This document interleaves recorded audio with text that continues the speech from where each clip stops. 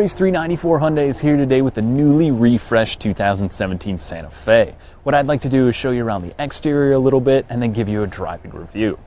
So while most of the changes take place inside of the Santa Fe, some of them did take place outside. Things like the new front fog lights are going to be different. There's a little bit different of the fascia as well, and some of the side pieces as well as the wheels. Another thing that's really cool about the Santa Fe is that it's offered in so many different levels. You have the Santa Fe Sport, which is going to be the smaller 5-passenger, or you can jump up to this, which is the Santa Fe Limited. The one we have today is the Ultimate, so you get things like the panoramic sunroof, this cool new 360 camera inside with this package as well, and a few other things I can show you.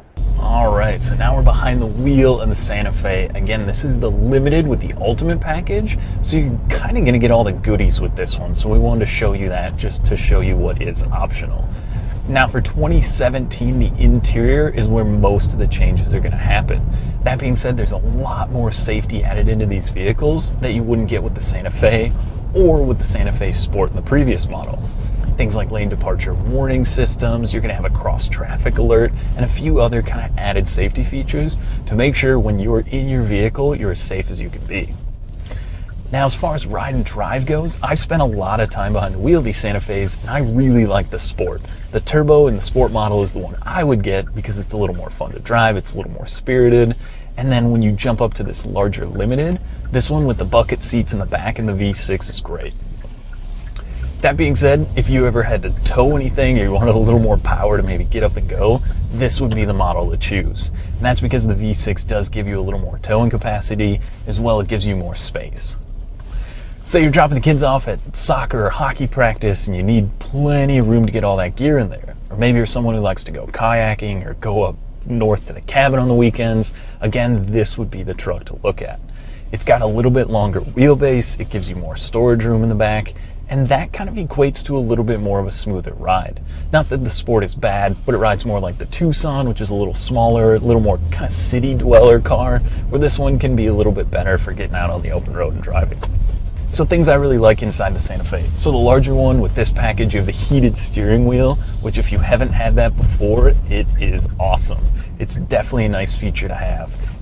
For the Minnesota winters, I know it's a little chilly today, so it keeps your hands warm. You've got heated and cooled seats in this package as well. So that's kind of the Minnesota Essentials package. It's one of those things, once you have it, it's really difficult to give that up.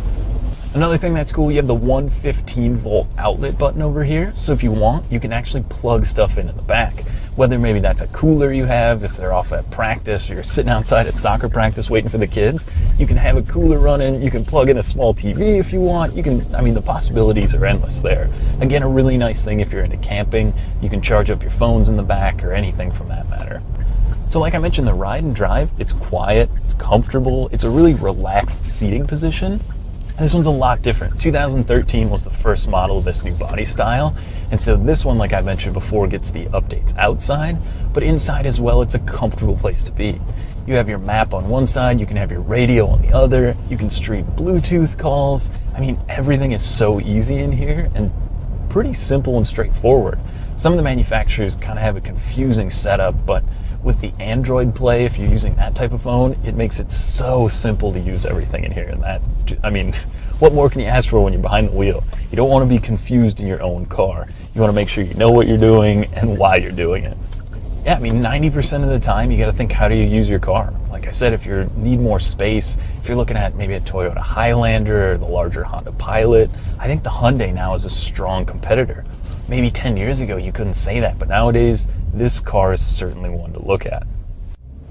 You have a class-leading warranty, you get the new style, especially with the updates outside that look pretty good. I'd say the Santa Fe is in a pretty competitive market. The new CX-9 is coming out from Mazda, which I've yet to drive, but as far as everything else I've been behind the wheel of, the Santa Fe Limited with the Ultimate package is tough to beat.